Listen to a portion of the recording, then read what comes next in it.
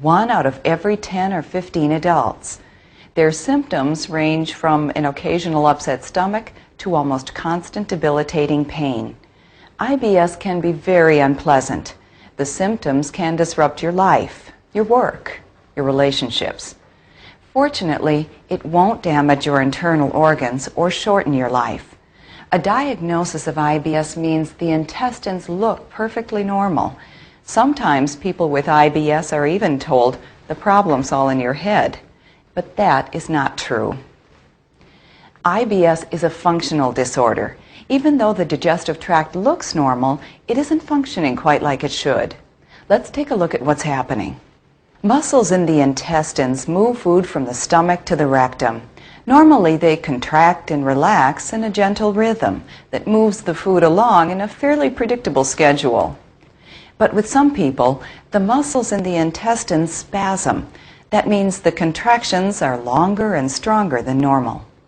Those spasms are painful. They also disrupt the movement of food through the intestines. If they slow it down, you become constipated. If they cause it to move through too quickly, you get diarrhea. It's not unusual for people to alternate between the two. Here's another cause of discomfort for people with IBS. The nerve endings in the digestive tract are more sensitive than normal. Small bubbles of gas that wouldn't bother most people might be quite painful for you. Your heightened sensitivity can also lead to swelling and bloating. Some people with IBS report other symptoms: difficulty swallowing, feeling full soon after beginning a meal, nausea, indigestion, heartburn.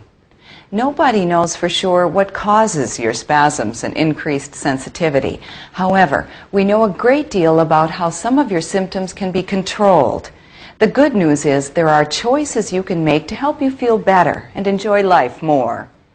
IBS isn't all in your head, but neither is it all down here in your intestines. We've all heard the phrase gut reaction. Your bowels are very responsive to subtle signals in your body and in the world around you. The best treatment for IBS is to create a well-balanced life in which your bowel functions as normally as possible.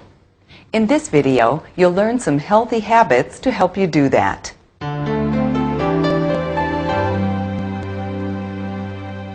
I'm sure you realize that diet can have an impact on your symptoms. You've probably noticed that some foods seem to upset your bowels. But you might be surprised to learn it's not just what you eat, it's how and when you eat. The digestive tract is something like a factory, moving product down the line. Like a factory, your intestines operate more efficiently if you supply them with raw materials at regular times. So eat well-proportioned meals on a regular schedule. This helps your bowel function more predictably.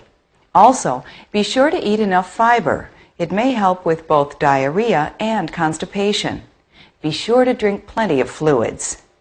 You may find that some foods aggravate your condition, especially if you eat too much of them. Start keeping track of how your body reacts to what you eat. If you repeatedly experience symptoms after eating a certain food, try reducing or eliminating it from your diet and see if that makes a difference in how you feel. But be careful not to overdo it. For some people with IBS, eating anything can stimulate their symptoms. As you experiment with your diet, be sure you're always eating a well-balanced variety of foods. A dietitian